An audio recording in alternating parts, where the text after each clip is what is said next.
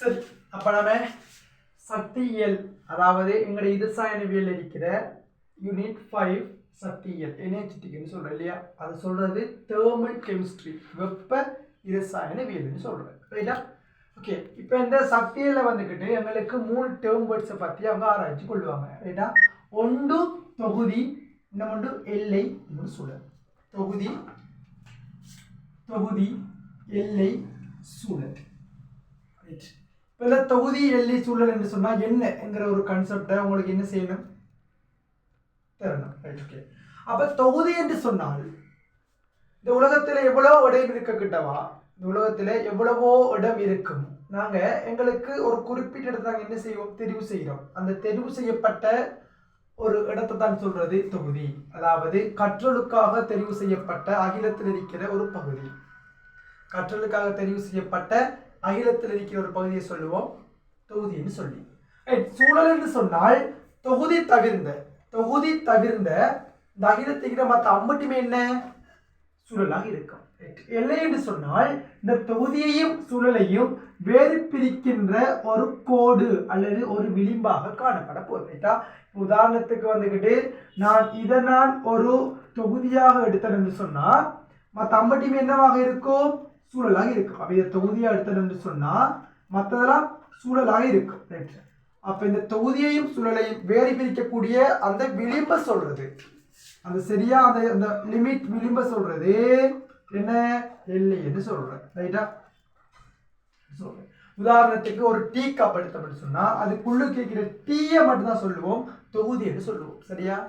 Right, அப்ப அந்த tea அந்த கப்போட இருக்கிற மற்ற அம்படையும் சொல்றது சூழல். ஆனா அந்த டீயையும் சூழலையும் வேறு பிரிக்கிறது யாரு, அந்த டீ கப்ட சுவர், அந்த டீ கப். ஸோ அதை நாங்க சொல்லுவோம் எல்லை என்று சொல்லி. இப்போ உங்கள்ட்ட நான் கேட்டிருந்தேன் ஐஸ் கியூப், ஒரு ஐஸ் கட்டி இருக்குது. அந்த ஐஸ் கட்டியை வந்துக்கிட்டு ஒரு தொடுறாரு, தொட்டா எது தொகுதி எது சூழல்னு கேட்டிருந்தேன் இல்லையா. இப்போ நீங்க சொல்லணும் ஐஸ் கட்டி என்று சொல்றது தான் தொகுதி. அப்ப நான் தொடுறேன் தானே, அந்த தொடுற அந்த கை அந்த விரல சொல்றது சூழல். அப்ப இங்க எல்லை என்று சொல்றது என்னன்னு சொல்லி கேட்டா உங்களுக்கு தெரியும், ஐஸ் கட்டியினுடைய எல்லையும் கூட ஒரு ஐஸ் கட்டி தான். ஸோ அங்க எல்லைக்கு வேற இல்லை ரைட்டா. ஓகே, அடுத்து சொல்லியிருந்தோம் தொகுதியை வந்துக்கிட்டு 3 பகுதிகளாக பிரிக்கிறாரு. ஒன்று மூடிய தொகுதி, திறந்த தொகுதி, தனிமைப்படுத்திய தொகுதி. திறந்த தொகுதி என்று சொன்னால் இங்கிருந்தே வருவோம். திறந்த தொகுதி என்று சொன்னால் ஒரு டீ கப் திறந்த நிலையில் காணப்படுது. மூடிய தொகுதி என்று சொன்னால் ஒரு டீ கப்பை மூடி வச்சிருக்கோம், ஏதோ ஒன்றால ஒரு அந்த பிளேட்டால மூடி வச்சிருக்கோம். தனிமைப்படுத்திய தொகுதி என்று சொன்னால் அந்த டீ கப்பை நாங்கள் காவலிட்டு வச்சிருக்கோம், வெப்பம் உள்ளுக்கு வரை மேலாது வெட்டையில போகவும் இயலாது சரியா. இப்ப திறந்த தொகுதி என்று சொன்னா உங்களுக்கே தெரியும், ஒரு டீ கப்பை நாம திறந்த நிலையில வச்சிருந்தால் என்ன செய்யும், பூச்சிகள் தூசுகள் அப்படிலாம் என்ன செய்யும், உள்ளுக்கு வர பார்க்கும். அப்ப இங்க இந்த இடத்துல நான் பூச்சிகள் தூசுகள் என்று சொல்றத நீங்க சடம் என்று சொல்லி வச்சுக்கொள்ளுங்க, சடப்பொருள் தானே. Yes, okay. அப்ப அந்த திறந்த நிலையில இருந்து டீ கப்ல இருந்து சூடு ஆறாம இருக்குமா, சூடும் என்ன செய்யும், ஆறத்தான் பார்க்க போதும். ஸோ உங்களுக்கு விளங்குது, இந்த இடத்துல சடமும் பரிமாற்றப்படுது சூழலுக்கு, சக்தியும் சூழலுக்கு பரிமாற்றப்படுது. அப்படி சடமும் சக்தியும் எங்க பரிமாற்றப்படுதோ அந்த தொகுதியை நாங்க சொல்லுவோம் திறந்த தொகுதின்னு சொல்லுவோம். மூடிய தொகுதி என்று சொன்னால் ஒரு டீ கப்பை மூடி வச்சிருக்கோம். அப்ப அங்க வந்துக்கிட்டு தூசு துணிக்கைகள் புகையிடாது. அப்ப சடப்பொருள் பரிமாற்றம் இல்லை, பட் சக்திகள் பரிமாற்றப்படும். இப்ப டீ கப்பை நீங்க ஒரு பிளேட்ல மூடி வச்சிருந்தா சூடு ஆறாம இருக்குமா, இல்ல சூடு எப்படி ஆறத்தான் பார்க்கும். ரைட், அப்ப உங்களுக்கு தெரியும் சடம் பரிமாற்றப்படுவது கிடையாது, சக்தி பரிமாற்றப்படும். ஸோ அப்படிப்பட்ட தொகுதியை சொல்றது மூடிய தொகுதி. தனிமைப்படுத்திய தொகுதி என்று சொன்னால் ஒரு டீ கப்பை என்ன செய்யறோம், காவலிட்டு வச்சிருக்கோம். ஸோ காவலிட்டு வச்சோம்னு சொன்னால் உங்களுக்கு தெரிஞ்சிருக்கும் சக்தியும் பரிமாற்றப்படாது, சடப்பொருளும் பரிமாற்றப்படாது. அதாவது நீங்க சுடுதண்ணி போத்தல்ல சுடுதண்ணியை ஊற்றி வச்சிருந்தால் சூடு குறையாமல் காணப்படும். அந்த கான்செப்ட் தான் இது, காவலிடப்பட்டது ரைட்டா, தனிமைப்படுத்திய தொகுதி. ரைட், தொகுதியை நாங்க இன்னும் 2 வகையா பிரிக்கிறாங்க, ஏகவீன தொகுதி, பல்லின தொகுதி. ஏகவீன தொகுதி என்று சொல்றது என்னன்னு சொன்னா ஒரு தொகுதிக்குள்ள இருக்கிற சடப்பொருட்கள் சீராகவும் காணப்படணும், ஒரே பௌதிக நிலையிலும் காணப்படணும். சீராகவும் காணப்படணும், ஒரே பௌதிக நிலையிலும் காணப்படணும். அதாவது இப்போ ஒரு தண்ணிக்குள்ள உப்பு கல் போட்டு கரைச்சி வைக்கிறது. கரைச்சி வச்சு அங்கே உப்பு உண்மையாக போட்டு இருக்கிறது. ஆனால் உங்களுக்கு பார்க்குறவங்களுக்கு விளங்குமா உப்பு போட்டிருக்கேன்னு சொல்லி விளங்க மாட்டேன். ஏன் இந்த துணிக்கைகள் அங்கே சீராக்கப்பட்டுட்டு சீராக காணப்படுது. ஸோ டிஃப்ரெண்ட் தெரிய மாட்டு, ஒரே பௌதிக நிலையிலையும் காணப்படுது. இப்போ உப்பு கட்டியாவே காணப்படுகள் டிஃப்ரெண்ட் தெரியுமே. ஸோ உப்பும் தண்ணியாக மாறுது, நீரும் தண்ணியாக தான் இருக்கு. ஸோ இரண்டும் திரவ நிலையில் காணப்படுறதால சீராக காணப்படுறதால எனக்கு எந்த விதமான டிஃப்ரெண்ட்டும் தெரியலை. பட் பல்லின தொகுதி என்று சொல்றது ஒரு தொகுதிக்குள்ள நீரை போடுறோம், அதுக்குள்ள தண்ணியும் போடுறோம், நீரை போடுறோம், அதுக்குள்ள ஒரு ஒயில் ஒரு தேங்காய் எண்ணெயும் போடுறோம். உங்களுக்கு என்ன டிஃப்ரெண்ட் தெரியும்? தேங்காய் என்ன செய்யும்? தண்ணிக்கு மேலே எப்பொழுதுமே மிதக்கும். அடர்த்தி தண்ணியை விட ஒயிலுக்கு குறைய. ஸோ அவர் என்ன செய்வார்? நீருக்கு வேலை மிதக்க பார்ப்பார். அப்போ உங்களுக்கு நீங்கள் எவ்வளவுதான் குலுக்கி போட்டு செஞ்சு வச்சாலும் என்ன செய்யும்? அது டிஃப்ரெண்டாக காட்டும். அதில் என்ன அர்த்தம்னு சொன்னால் அங்கே துணிக்கைகள் சீராக்கப்படலை, துணிக்கைகள் அங்கே வேறுபட்டு காணப்படுது. அது மட்டும் இல்லாமல் பௌதிக நிலைகளிலும் டிஃப்ரெண்டாக காணப்படுது. நீர் வந்துக்கிட்டு முற்றாக திரவ நிலையில் காணப்படுது, ஒயில் வந்துக்கிட்டு முற்றான திரவம் இல்லை, அரைக்குறை திரவம் என்று சொல்றாரு. சார் கொஞ்சம் பிசுக்கு தன்மையா இருக்கும் தானே? எஸ், அந்த மாதிரி ஒரு கான்செப்ட் இருக்கு. ரைட்டா? ரைட். இப்போ நீங்க இதை அழகான முறையில் நோட் பண்ணி கொள்ளுங்க. இப்படியே நோட் பண்ணி கொள்ளுங்க, வேற இதுக்கு நோட்ஸ் தேவையில்ல. நோட்ஸ் கட்டாயம் தேவைன்னு சொன்னா நான் சொல்லி தருவேன். ரைட்டா? இதை நீங்க இதுல இருக்கிற மாதிரி அப்படியோ நோட் பண்ணி கொள்ளுங்க.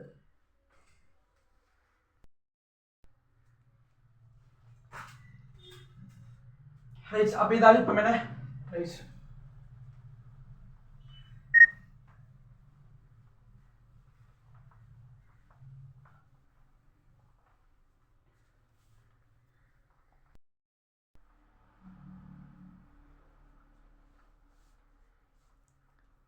ரைட். இப்போ நாங்கள் அடுத்தது பார்க்கணும் தொகுதியினுடைய இயல்புகள். தொகுதியினுடைய இயல்புகளை பற்றி பார்க்கணும். தொகுதியின் இயல்புகள்.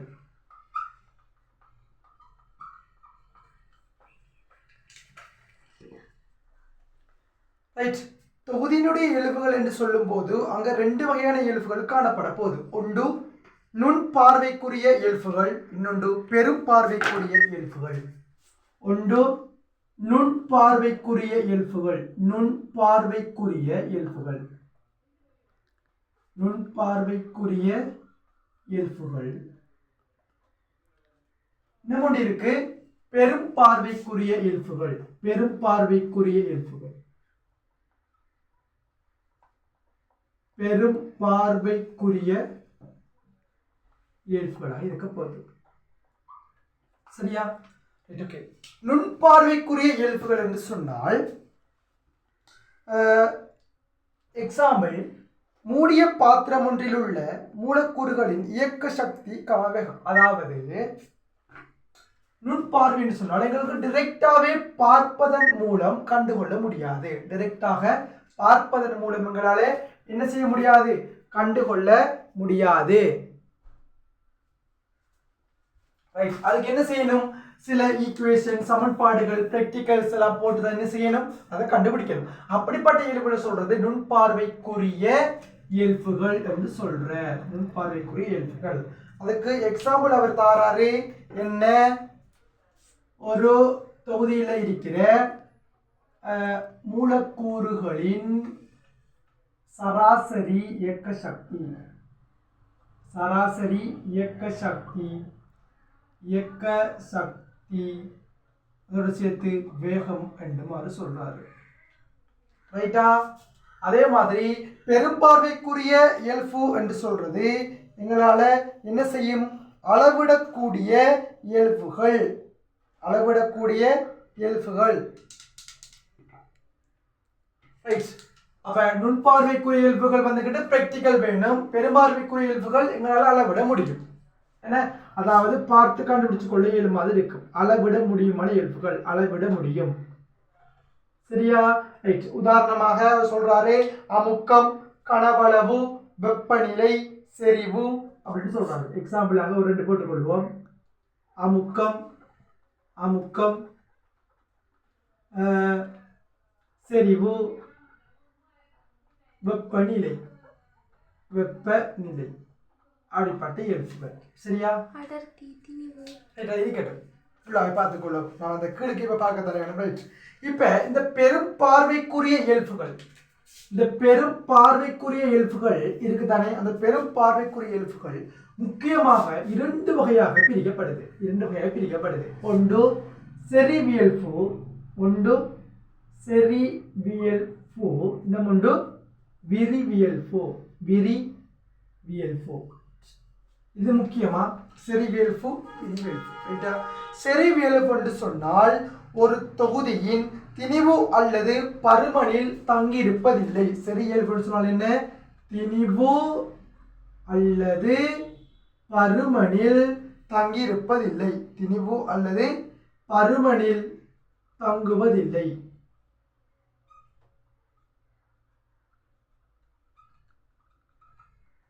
அதே மாதிரி விரிவியல்பு என்று சொன்னால் ஒரு தொகுதியின் திணிவு பருமன்ல தங்கி இருக்கிறது. திணிவு பருமன்ல தங்கி இருக்கும். அது தங்கி இருக்கும், அங்க தங்கி இருக்கும். உதாரணத்துக்கு இப்ப பாருங்க, திணிவு அல்லது பருமன்ல தங்காத எழுப்பு. அவர் எக்ஸாம்பிள் சொல்றாரு அடர்த்தி. அடர்த்தி என்று சொல்றது சரியா? இப்ப நல்லா பார்த்துக்கொள்ளுங்க. இப்ப நம்மட கடல் நீர்ல ரைட், இப்ப ஒரு கடல் நீர்ல இருந்து ஒரு காப் தண்ணி எடுத்து அது அடர்த்தியை பார்த்தா அது என்ன செய்யும்? தண்ணியை விட, அதாவது 1000 விட குறைய காணப்படும். அப்ப நான் சொல்றோம் 900 அப்படின்னு வச்சுக்கணும். உதாரணத்துக்கு 900 கிலோகிராம் மீட்டர் -3 அடர்த்தி இருக்கு கடல் நீர்ல. சரியா? அந்த கடல் நீர்ல 900 கிலோகிராம் மீட்டர் -3 அடர்த்தி இருக்கு சொல்லி உதாரணத்துக்கு எடுத்துக்கொண்டோம்னு சொன்னா, நம்ம குட்டி கப்பல் தானே எடுத்தேன். ஏன்னா அப்ப குட்டி தண்ணி, அப்ப குட்டி கப்பல் எடுத்தால 900 மிடிக்கிட்டு சொன்னா, அப்ப வாளியில் எடுத்தா 900 கூடுமா? கூட மாட்டு. நீங்க கடல் முழுக்கவே அள்ளி அளந்து பார்த்தாலும் அடர்த்தி மாறுமாங்க? மாற மாட்டு. ஏன்? அங்க திணிவுல பருமன்ல தங்குவதில்லை. சோ முதலாவது எக்ஸாம்பிள் என்ன? அடர்த்தி. அப்ப அடர்த்தி ஒரு என்ன வியல்பு? செறிவியல்பாக இருக்கும். ரைட்டா? என்ன விளங்கிட்டா? இப்படி சொல்லும், ஒரு அண்டாக்குள்ள என்ன செய்யறோம்? ஒரு அண்டாக்குள்ள ஜூஸ் கலக்கிறோம். என்னது? ஜூஸ் கலந்து வச்சுக்கோம். சரியா? ஜூஸ் கலந்து வச்சு ஒவ்வொரு கப்புக்குள்ள அதை ஊத்துறோம். சரியா? பல கப்புல என்ன செய்யறோம்? அழகாக என்ன செய்யறோம்? ஊத்துறோம். ரைட். ஒவ்வொரு கப்புக்குள்ள அதை பிரிச்சு ஊத்துறோம். ஊத்தி போட்டு ஆக்கள்கிட்ட கொடுத்தா இதை குடிக்கிறவர் 3 பேரும் வேற சுவை உணர்வாங்களா? இல்ல. அதே மாதிரி எல்லாருக்கும் இருக்கு. ஏன்னு சொன்னால் எல்லாமே ஒன்றுக்குள்ள இருக்கிறது. அதைத்தான் சொல்றது செறிவியல்பு. திணிவுலையும் பருமன்லையும் தங்காத இயல்புகளை சொல்றது செறிவியல்பு. அதே மாதிரி வெப்பநிலையும் அப்படித்தான். இப்போ ஒரு கொதிக்கிற தண்ணி எடுத்து ஒரு கப்பு கொதி போட்டு அளந்து பார்த்தாலும் 100 தான். ஏன்னா கொதிச்சது தானே. அப்ப அந்த பெண்ணா பிரிச்சு போட்டி பார்த்தாலும் வெப்பமானிய 100 தான் காட்டு. ஏன்னு சொன்னால் என்ன செய்யாது? திணிவுல பருமன் அது தங்க மாட்டு. அதே மாதிரி மூலக்கனவளவு, தன்வெப்ப கொள்ளளவு, கொதிநிலை, மேற்பரப்பு இழுவிசை. மேற்பரப்பு அதை அப்படி சொல்லணும்னு சொன்னால் ரைட், இப்படி பார்ப்போம். இப்ப ஒரு தண்ணி எடுத்து நான் ஒரு டொட்டு விட்டு பார்த்தா அப்படி ஓடு தானே. அதே மாதிரி ஒரு கும்ப தண்ணி விட்டு பார்த்தாலும் என்ன செய்யும்? அது ஓடிட்டு போகும். ஏனென்றால் அதுல குவாலிட்டி அது காட்டு தான் செய்யும். அதே மாதிரி தேன் டொட்டு விட்டாலும் அது பய வர மாதிரி, ஒரு கும்ப தேன் விட்டாலும் என்ன செய்யும்? அது பயத்தம் வரும். அதாவது அந்த மேற்பரப்பு இழுவிசை பிசுக்குமே எல்லாம் என்ன செய்யும்? திணிவுல பருமன்ல தங்க மாட்டு. இப்ப திணிவுல பருமன்ல எதெல்லாம் தங்குது இல்லையோ அதெல்லாம் சொல்றது செறிவியல்பு. இப்ப திணிவுல பருமன்ல தங்குறத பார்க்க போனால் கனவளவு என்று சொல்ற திணிவுல பருமன்ல என்ன செய்யும்? கட்டாயம் தங்கும். அப்ப இதுக்கு உதாரணமாக கனவளவு வரும். என்னது? கனவளவு. அதே மாதிரி மூல், கனவளவு, மூல், சக்தி, திணிவு இதெல்லாம் என்ன செய்யும்? திணிவுல பருமன்ல தங்கக்கூடிய ஒரு இயல்பாக காணப்பட போகுது. சரியா? இது எல்லாமே உங்களுக்கு குட்டா விளங்கிட்டா? இப்ப நம்ம அடுத்தது பார்க்க போறது என்னன்னு சொன்னா தாக்கத்தினுடைய நிலைகள். தாக்கத்தினுடைய நிலைகளை பற்றி நாங்கள் என்ன செய்ய போகிறோம் அடுத்தது பார்க்க போகிறோம். ஒரு தொகுதியினுடைய நிலை, ஒரு தொகுதியினுடைய நிலை, தொகுதியின் நிலை. தொகுதியின் நிலை வந்துக்கிட்டு ரெண்டு இருக்கு. ஒன்று தொடக்க நிலை, ஒன்று தொடக்க நிலை, தொடக்க நிலை, இன்னொன்று முடிவு நிலை. தொடக்க நிலை இன்னொன்று முடிவு நிலை. எஸ், தொடக்க நிலை முடிவு நிலை.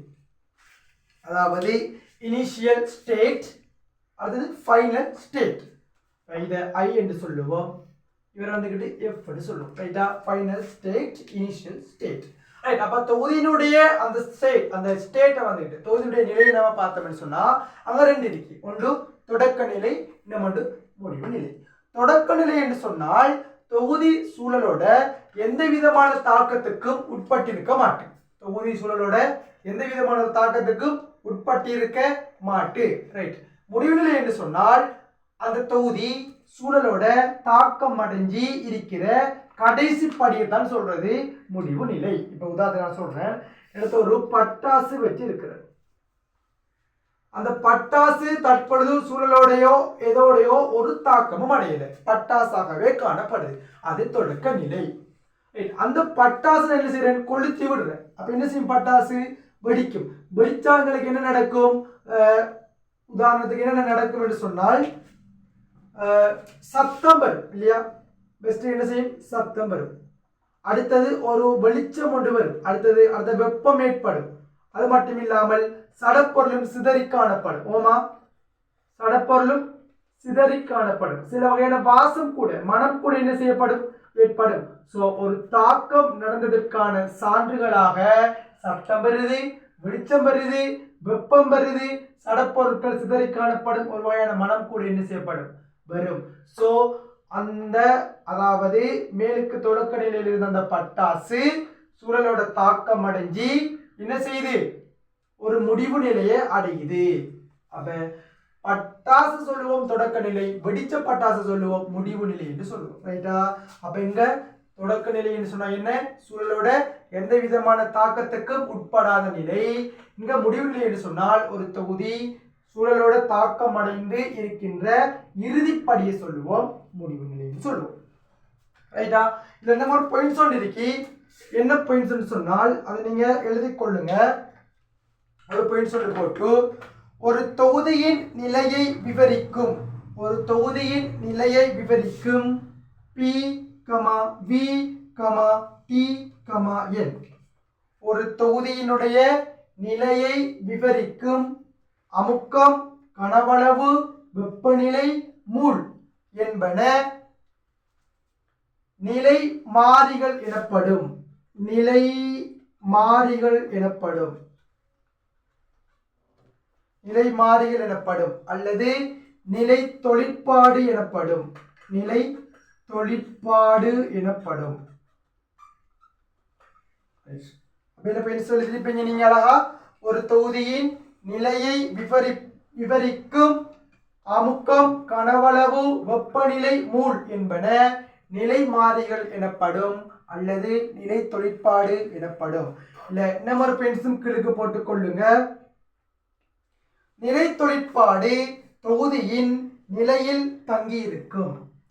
இந்த நிலை தொழிற்பாடு என்று சொல்றது என்ன செய்யும், தொகுதியினுடைய நிலையில் தங்கி இருக்குமா. அப்ப உங்களுக்கு தெரியணும், அந்த நிலை மாறிகள் என்று சொல்றது என்னத்துல தங்கி இருக்கும், தொகுதியின்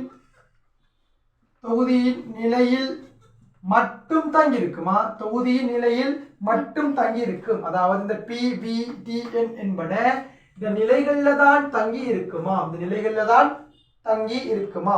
மாறாக என்ன தாக்கம் நடந்தது அதுல தங்கி இருக்க மாட்டு, மாறாக என்ன நடந்தது என்பதில் தங்கி இருக்க மாட்டு. மாறாக அந்த மாற்றம் எவ்வாறு நிகழ்ந்திருந்தது, அதாவது நிகழ்ந்திருப்பது என்பதே தங்கியிருப்பதில்லை. எஸ், அந்த பென்ஸ் தான். ரைட்டா, நிலை மாறிகள் எப்பொழுதும் தொகுதியினுடைய நிலையில் மட்டும்தான் தங்கியிருக்கும். நிலை என்று சொன்னால் தொடக்க நிலை, முடிவு நிலை, அந்த ரெண்டு நிலையும் தான் தங்கியிருக்கும். மாறாக மாற்றம் எப்படி நடந்துச்சுங்கிறதுல எங்களுக்கு அவசியம் இல்லை. ரைட்டா, இப்ப சில தாக்கங்களை பார்த்தோம்னு சொன்னா அந்த தாக்கம் சிலது சுயமா நடக்கும், சிலது வந்துகிட்டு என்ன செய்யும், சுயமா நடக்காது. நாங்க வட்ட இருந்து வேலை செய்யணும். ஒரு ஒரு ஒரு செயற்பாடாக இருந்தாலும் ஓகே. இப்ப ஒரு உயரமான மலையிலிருந்து ஒரு பந்தை வச்சு ஒரு பந்தை வச்சோம்னு சொன்னா அந்த பந்தை என்ன செய்யும், கீழ் நோக்கி அது தானாவிலேயே அது வந்து விடும்.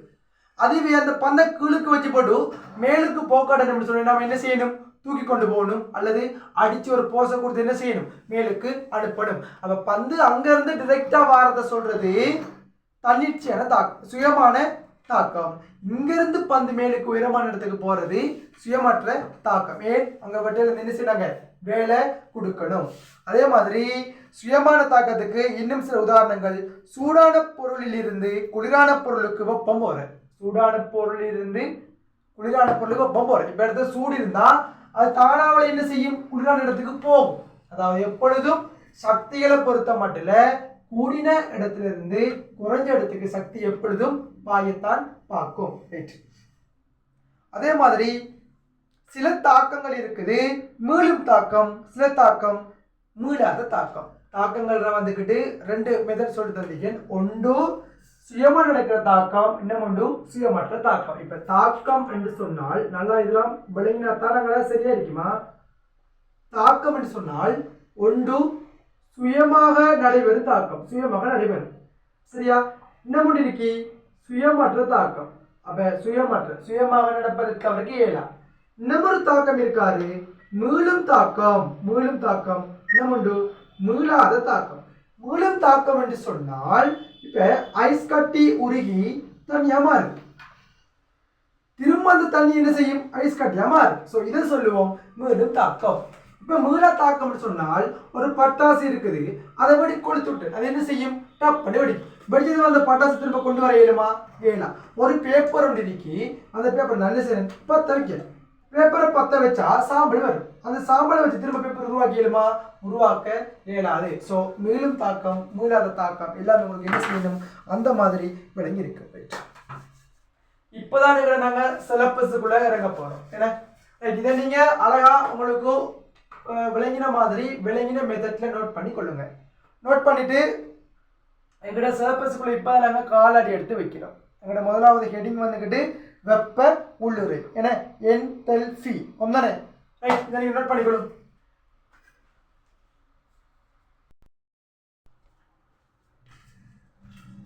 ரைட்.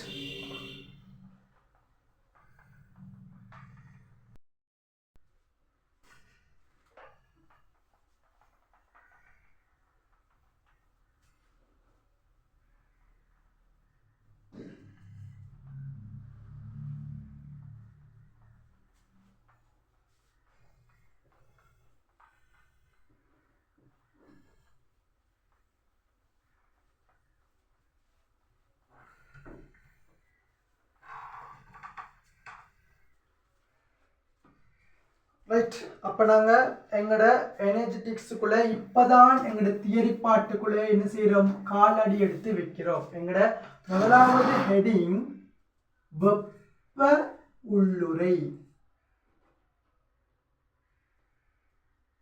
வெப்ப உள்ளுரை அது சொல்றது என்தல்பி, அது சொல்றது என்தல்பி.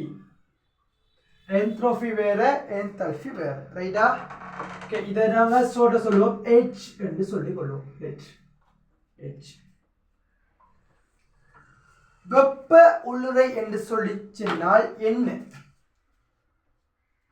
வெப்ப உள்ளுரை என்று சொல்லி சொன்னால் என்னன்னு சொல்லி கேட்டா நல்லா பார்த்துக்கொள்ளுங்க. மாறா அமுக்கத்துல ஒரு தொகுதியில இருக்கிற மொத்த வெப்ப சக்தி, நல்லா அந்த கீ முக்கியம். மாறா அமுக்கத்துல இருக்கிற தொகுதி ஒன்றின், அதாவது மாறா அமுக்கத்தில் இருக்கிற தொகுதி ஒன்றில் காணப்படுற, மாறா அமுக்கத்தில் இருக்கிற தொகுதி ஒன்றில்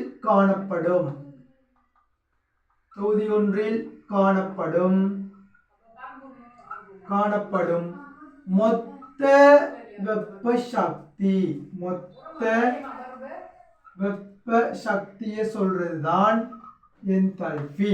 ரைட்டா? என்தால்பின்னு சொன்னா என்னென்ன உங்களுக்கு அழகா விளங்கி இருக்கும். மாறா அமுக்கத்துல தொகுதி ஒன்றுல காணப்படுற மொத்த வெப்ப சக்தியை சொல்லும்.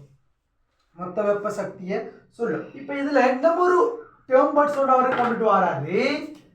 வெப்ப உள்ளுறை மாற்றம். வெப்ப உள்ளுரைன்னு சொல்றது வேற, வெப்ப உள்ளுறை மாற்றம் சொல்றது வேற. வெப்ப உள்ளுறை மாற்றம். வெப்ப உள்ளுறை மாற்றம் என்று சொன்னால் அவர குறியீடு டெல்டா H. உங்களுக்கு தெரியும் எப்பொழுதுமே சரியா மாற்றம் மாற்றம் அல்லது வித்தியாசம் என்று சொல்லி சொன்னா எப்பொழுதும் இறுதியிலிருந்து ஆரம்பத்தை கழிக்கிறது. அதாவது இறுதியிலிருந்து ஆரம்பத்தை கழிக்கிறது. ஓ சரியா? அதான் அப்படின்னா ஓகே. அப்ப உங்களுக்கு விளங்கணும் டெல்டா H என்று சொல்றது வெப்ப உள்ளுறை மாற்றம் என்று சொல்றது இறுதியிலிருந்து ஆரம்பம். கடுங்காணுமா? உங்களுக்கு தெரியும் H இறுதி அது சொல்றது ஃபைனல். உங்களுக்கு தெரியும் தானே, நான் இப்படி சொல்லி தந்திருந்தேன். ஃபைனல் ஸ்டேட் அதாவது ஒரு தொகுதியினுடைய நிலைகளை ரெண்டா பிரிப்பாங்க. ஒன்று தொடக்க நிலை, இன்னொன்று முடிவு நிலை.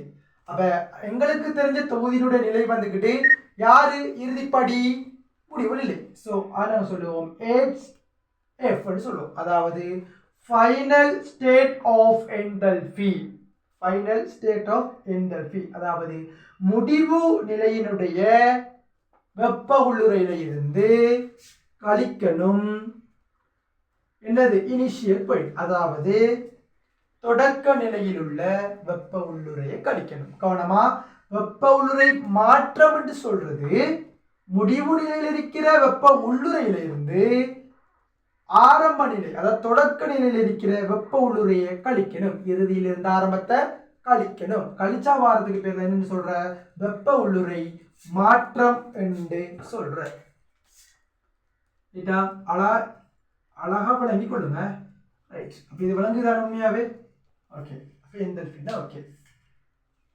இதுல இந்த என்தால்பி என்கிற ஒரு கேஸ்ல இந்த டெல்டா H ன்னு சொல்றது, இந்த டெல்டா H ன்னு சொல்றது பிளஸ்லயும் வர வாய்ப்பு இருக்கு, மைனஸ்லயும் வர வாய்ப்பு இருக்கு.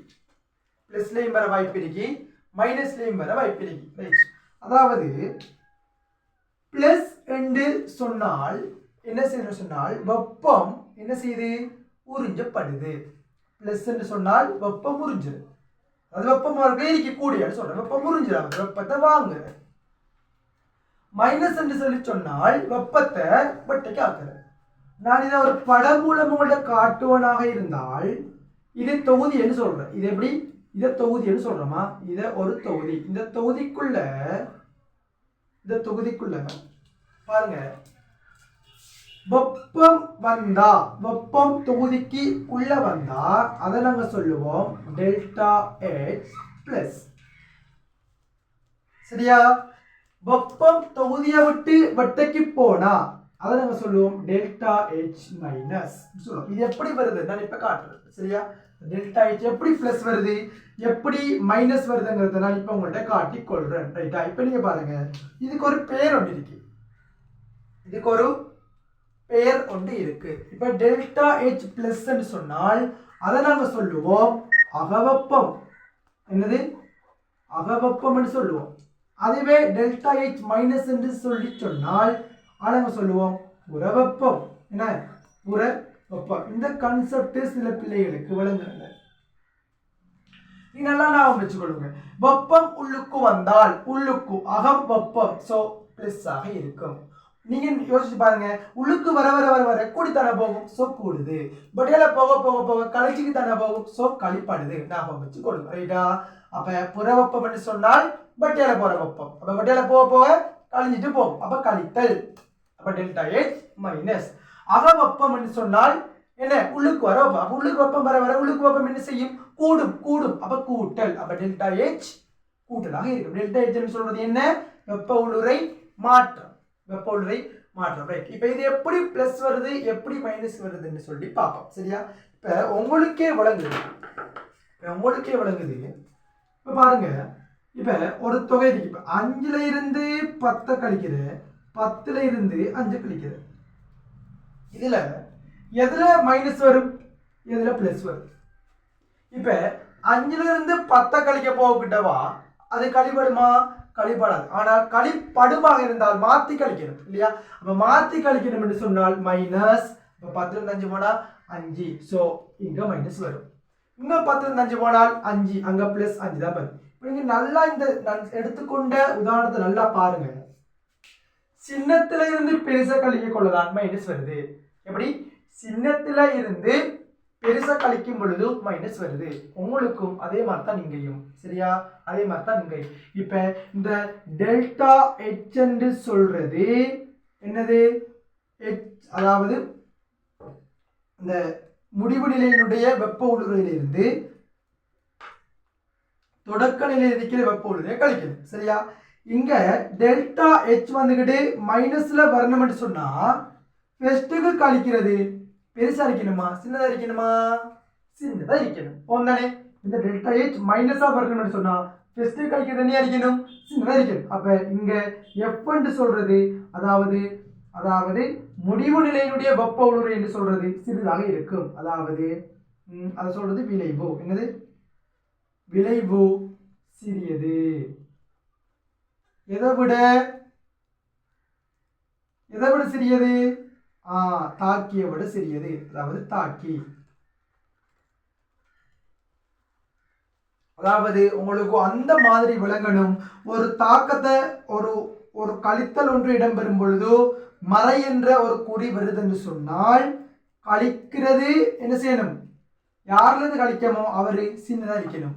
சின்னத்திலிருந்து பெருசா கழிக்கும் பொழுதுதான் எங்களுக்கு மைனஸ் வரும். ஸோ இந்த இடத்துல நம்மளுக்கு விளங்குது டெல்டா H மைனஸ் என்று சொல்லி சொன்னால் என்ன? புறவெப்பம். அப்ப உங்களுக்கு ஒரு கீ விளங்குதுப்பா. புறவெப்பம் என்று சொல்றது அதாவது புறவெப்பம் என்று சொன்னால் அதுக்கு முதல் பாயிண்ட் நீங்க எழுதணும் டெல்டா H. வெப்ப ஊடுருவி மாற்றம் எப்படி இருக்கும்? மறையில இருக்கும். இரண்டாவது என்ன செய்யணும்? தொகுதி வெப்பத்தை என்ன செய்யும்? இழக்கும். தொகுதி வெப்பத்தை இழக்கும். அப்ப உங்களுக்கு சில கீ முக்கியமாக இருக்கும். பாடமாக்கல ஞாபகம் வச்சுக் கொள்ளுங்க. புறவெப்பம் என்று சொல்லி சொன்னால் டெல்டா H மைனஸ்ல இருக்கும். அது மட்டும் இல்லாமல் தொகுதி வெப்பத்தை என்ன செய்யும்? சூழலுக்கு இழக்க பார்க்கும். அப்ப இழக்கும். அப்ப மூன்றாவது நீங்க சொல்லணும் தாக்கி பெருசா விளைவு பெருசா? இந்த ஒரு புறவெப்பமாக இருந்தால் விளைவு எப்பொழுதும் சிறுசு. அப்ப தாக்கி எப்படி இருக்கணும்? பெரிதாக இருக்கணும். தாக்கி பெருசு எதை விட? விளைவை விட என்று நீங்க அழகான முறையில் சொல்லணும். சோ தொகுதி சூழலுக்கு வெப்பத்தை இழக்குதுன்னு சொன்னா அப்ப அந்த சூழல் எப்படி இருக்கும்? சூடாக உணரும். என்ன செய்யும்? சூடாக உணரும். எங்களுக்கு சூடு அடிக்கும் இல்லையா? அந்த மாதிரி. அதே மாதிரி தான் நம்ம அகவெப்பத்துக்கு எடுத்துக்கொண்டோம்னு சொன்னால் அகவெப்பத்துக்கு எடுத்துக்கொண்டோம் என்றால் எங்களுக்கு மோலார் டாட் தெரியும். என்ன? டெல்டா H எப்படி இருக்கும்? வெப்ப ஊடுருவி மாற்றம் சமன் பிளஸ் ஆக இருக்க போது தொகுதி வெப்பத்தை என்ன செய்யும்? உறிஞ்சும். தொகுதி வெப்பத்தை என்ன செய்யும்? உறிஞ்சிக் கொள்ளும். அதெல்லாம் கூட வெப்பத்தை உறிஞ்சும். அது மட்டும் இல்லாமல் இப்ப ஏதோ ஒன்றை கழிக்கும் பொழுது பிளஸ் வருதுன்னு சொன்னால் எதிலிருந்து கழிக்கமோ அவர் எப்படி இருக்கணும்? பெருசா இருக்கணும். அப்ப இங்க விளைவு எப்படி இருக்கும்? பெருசா இருக்கும். அப்ப இங்க தாக்கி வந்துக்கிட்டு சின்னதா பேத்துருவாரு. யாரை விட? விளைவை பேத்துருவாரு. அப்ப உங்களுக்கு கூற்றுக்கள்ல கேள்விகள் வர வாய்ப்பு இருக்கு. புறவெப்பத்தில் விளைவு பெரிது. சரியா? அந்த கூற்று புறவெப்பத்தில் விளைவு பெருசா? இல்ல போல விளைவு சின்னது. தாக்கிதான் பெருசு. அப்ப புறவெப்பத்துல தாக்கி பெருசி, அகவெப்பத்துல விளைவு பெருசு. சரியா? புறவெப்பத்துல தாக்கி பெருசா இருக்கணும், அகவெப்பத்துல விளைவு பெருசா இருக்கணும். இதைத்தான் சொல்றது. சரியா? என்ன கேஸ் என்றாலும் அந்த மாதிரி விளையாடுறவங்களோ சரி. இப்ப சில சப் பாயிண்ட்ஸ் பார்க்க வேண்டி இருக்கும். உங்களுக்கு இந்த வெப்பம் தொடர்பான சில சமன்பாடுகள் உங்களுக்கு தெரியுமா? இந்த வெப்பம் தொடர்பான சில சமன்பாடுகள் உங்களுக்கு தெரியுமா? நீங்க சின்ன வகுப்புல படிச்சிருக்கலாம். Q சமன் mc தீட்டா. இந்த Q சொல்றது என்ன? வெப்பநிலை. என்ன? Q சமன் mc தீட்டா. வேற எது வாய்ப்பாடு தெரியுமா? C சமன் ms. அப்படின்னு என்ன? C சொன்னா என்ன? அதாவது இந்த வெப்பம் அதை உங்களுக்கு கட்டாயம் சொல்ல வேண்டும். ரைட். இப்போ ரெண்டு வேர்ட்ஸ் இருக்கு. ஒன்று இந்த வெப்பம் தொடர்பானத்தில் தன் வெப்பம், சரியான? அதாவது முதலாவது இது தன் வெப்பம். என்னது? தன் வெப்பம். ரெண்டாவது வெப்ப கொள்ளளவு. இது ரெண்டு முக்கியம். வெப்ப கொள்ளளவு. ரைட். வெப்ப கொள்ளளவு. தன் வெப்பம், அடுத்தது வெப்ப கொள்ளளவு. சரியா? என்ன கேஸ் சொன்னால் நல்லா பாருங்க. தன் வெப்பம் என்று சொல்லி சொன்னால் அதை வந்துக்கிட்டு எஸ்ங்கிற குறியீடால சொல்றேன். எஸ்ங்கிற குறியீடு. வெப்ப கொள்ளளவு சிங்கிற குறியீடு. ரைட்டா? நீங்க அதை எழுதிக்கீங்களா? நீங்க போடுங்க. பென்சில் போட்டு இதை வச்சு நோட் பண்ணிக்கொள்ளணுமா? நோட் பண்ணிட்டு நீங்க அதை எழுதணும். சரியா? நீங்க அப்ப அதை எழுதுங்க. இதை நீங்க நோட் பண்ணிருப்பீங்க. இப்ப நீங்க ஒன்று போட்டு எழுதுங்க. ஒன்று தன் வெப்பம் என்று போட்டு எஸ் என்று போடுங்க. தன் வெப்பம் என்று சொல்லி போட்டு எஸ் என்ற குறியீடு போடுங்க. போட்டு எழுதி கொள்ளுங்க.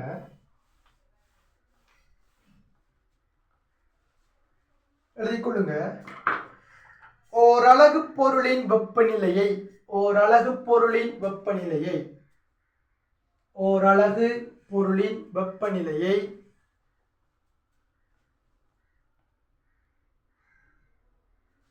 ஓரலகு பொருளின் வெப்பநிலையை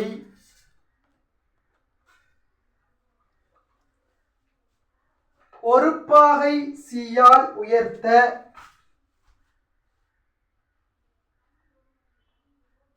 ஒரு பாகை சியால் உயர்த்த தேவையான வெப்ப சக்தி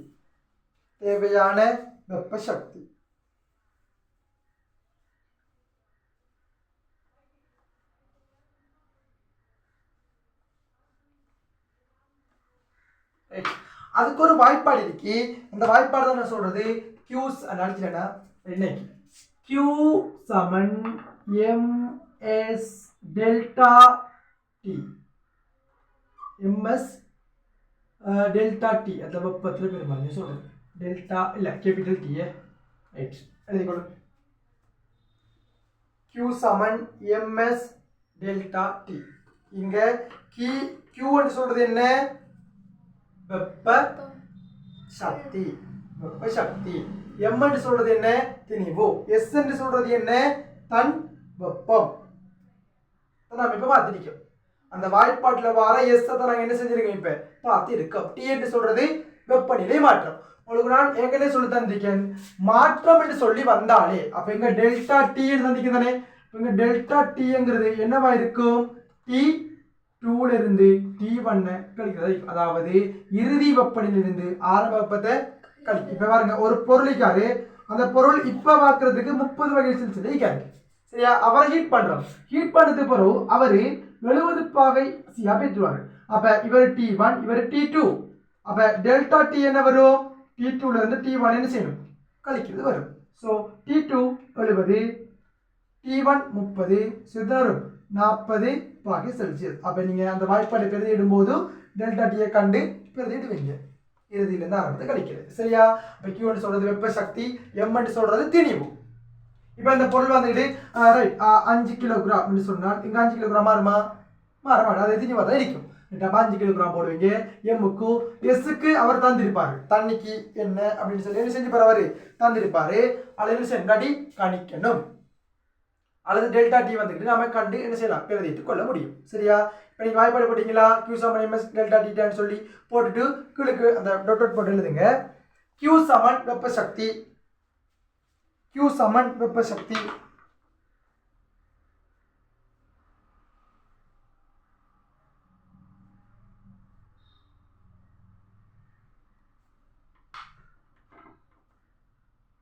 Q சமன் வெப்ப சக்தி. M சமன் திணிவு.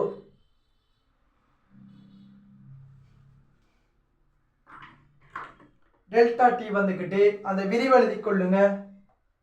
அந்த விரிவை எழுதி கொள்ளுங்க. அது வெப்ப மாற்றம் சொல்றேன். வெப்ப மாற்றம் இஸ் ஓகே. அதாவது இறுதி வெப்பநிலை இந்த ஆரம்ப வெப்பத்தை கழிக்கிறேன். எக்ஸாம்பிள் தேவை சொன்னா இதை எழுதி கொள்ளுங்க. சரியா? போட்டுட்டு வெப்ப கொள்ளளவு நீங்க தலைப்பு போடணும். போட்டுட்டு வெப்ப கொள்ளளவு தலை போடணும். வெப்ப கொள்ளளவு என்று தலைப்பு போடுங்க.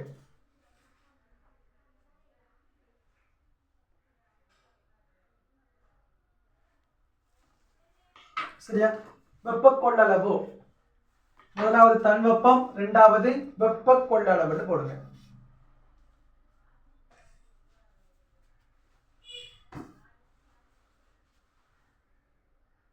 எழுதி கொள்ளுங்க. ஓரலகு பொருளின் வெப்பநிலையை ஓரலகு பொருளின் வெப்பநிலையை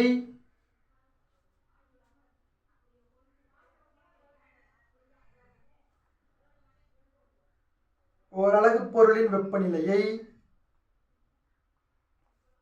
ஒரு பாகை சீயால் உயர்த்த தேவையான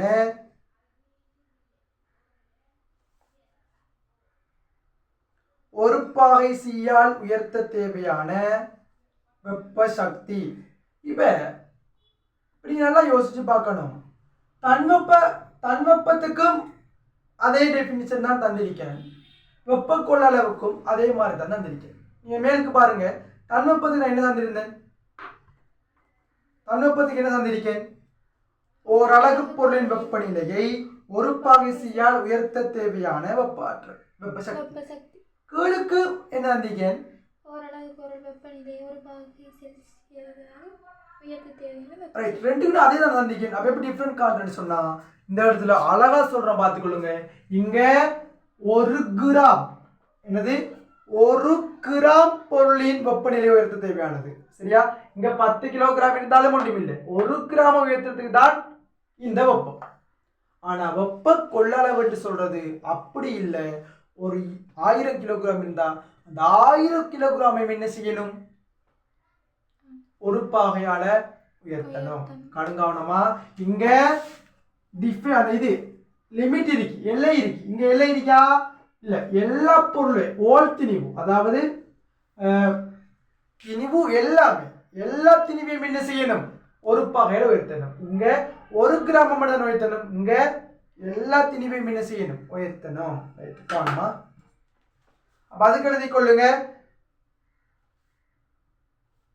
அதுக்கு ஒரு வாய்ப்பாடு இருக்கு. சி சமன் எம்எஸ். சி சமன் எம்எஸ். சி சமன் எம்எக்ஸ். போட்டீங்களா? போட்டு முடிஞ்சா வெப்ப கொள்ளளவுக்கு சி சமன் எம்எஸ்.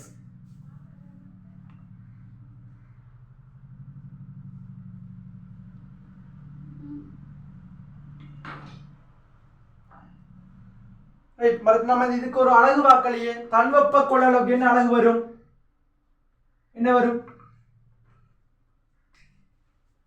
என்ன வரும்? தன்வெப்ப கொள்ளளவுக்கு அதாவது தன்வெப்பத்துக்கு என்ன அலகு? ஜூல் கிலோகிராம், அதாவது joule gram -1 Celsius -1. Joule joule இப்ப கிராம்ன்றதால கிராம் -1 என்னது? அதாவது இதை மாத்தி காட்டுறோம்னா இதை எழுதிங்களா? அழிக்கிறது ரைட். அப்ப இந்த பக்கம் இதை எழுதிங்க தானே? இதை கொஞ்சம் பாருங்க. சொல்றேன் பாருங்க. பிசிக்ஸ்ல படிச்சுட்டு வந்தானே. ரைட். Q சமன் ms டெல்டா t. இப்போ எங்களுக்கு எஸ்ல பயப்படுதா? எஸ்ல அழகு தான் தேவைப்படுது. அப்ப எஸ் என்ன செய்யணும்? தனியாக்கணும். எஸ் தனியாக்கினா Qக்குள்ள m வரும், t வரும். சரியா? ரைட். இவர் என்ன சொல்றது? வெப்ப சக்தியே ஜூல்ங்கிறது. சக்தி எல்லாமே ஜூல் தானே? ஜூல். இந்த கிலோகிராம் மேலுக்கு வந்தா கிலோகிராம் -1. ஆனா நம்ம கிலோகிராம் எடுத்துக்கமா? இல்ல, கிராம் எடுத்துக்கோம். அப்ப கிராம் -1 டீங்கிறது வெப்பநிலை. வெப்பநிலையை நாங்க பாகை செல்சியஸ் எடுத்துக்கோம். அப்ப பாகை செல்சியஸ் -1. சரியா? அதுவே நாங்க கிலோகிராம்ல எடுத்திருந்தால் ஜூல் கிலோகிராம் -1 பாகை செல்சியஸ் -1. ஆனா கிலோகிராம் எடுப்போமா? எடுக்க மாட்டோம். ஏன்? எங்களுக்கு தேவையானது ஒரு பாகை மட்டும்தான், ஒரு பாகை மட்டும்தான். அப்ப அதுல அழகு எழுதி கொள்ளுங்க. நீங்க எதில் அழகு? தன்வெப்பத்தின் அளவு. அதே மாதிரி அதுக்கும் சொல்லிக் கொள்றேன் பாருங்க. அந்த வெப்ப கொள்ள அளவு, வெப்ப கொள்ள அளவுட அளவை பார்த்தோம்னு சொன்னால் C சமன் ms. ஏன்னா அப்ப சி நிகர்மாட செஞ்சா இருக்காரு. அப்ப எம்னு சொல்றது திணிவு, அப்ப கிலோகிராம். எஸ் என்று சொல்றது தன்வெப்பம். தன்வெப்பத்தின் அளவு என்ன? ஜூல் கிராம் -1 பாகை செல்சியஸ் -1. ஸோ என்னண்டு வரும்? என்னண்டு வரும்? ஜூல் என்னண்டு வரும்? கிலோகிராம் -1 பாகை செல்சியஸ். அதாவது இங்க கிலோகிராம் வந்ததால இந்த தன்வெப்பம் என்னையா மாறும்? கிலோகிராமா தான் மாறும். இதுவும் போனா என்னண்டு வரும்? ஜூல் பாகை செல்சியஸ் -1. எப்படி வெட்டுன்னு விளங்குது தானே? காண வைக்கணும். ரைட். அல்லது இத கெல்வினுக்கு மாத்தினா ஜூல் கெல்வின். கிலோகிராம் போறதால அந்த -1 பித்ருமா? ஓ, அதாவது அங்க -1 கிலோகிராம் நிக்காரு, இங்க +1 கிலோகிராம் நிக்குது. அங்க 1 ரூபாய் கார்டு நிக்கி, இங்க காசு இருக்கு 1 ரூபாய். ரெண்டு பித்து. எப்படி கே போர்டன்? ஏன் கே போர்டன் சொன்னா நல்லா யோசிக்கணும். இங்க தன்வெப்பத்துக்கு 1 கிராம் தான். என்ன 1 கிராம். ஆனால் வெப்ப கொள்ளளவுக்கு எல்லாத்தையும். அப்ப இங்க என்ன வருதோ அதான் இங்கேயும் வரும். சரியா? அந்த மாதிரி. அப்ப இப்படி ரெண்டு அளவுகள் வரும். இது என்னது? ஜூல் பாகை செல்சியஸ் -1, இங்க ஜூல் கெல்வின் -1. ரைட்டா? இதுல ஒரு கேள்விகள் ஒன்று பார்ப்போம். பார்த்துட்டு நம்ம கிளாஸ் என்ன செய்வோம்? முடிப்போம். சரியா?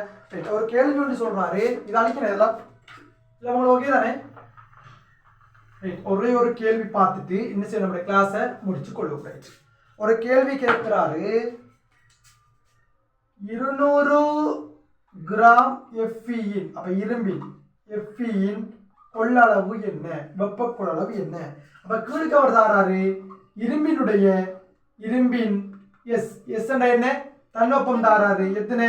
0.45 ஜூல் கிராம் -1 பாகை செல்சியஸ் -1. இப்படி என்ன உங்களுக்கு தரவு தாராரு.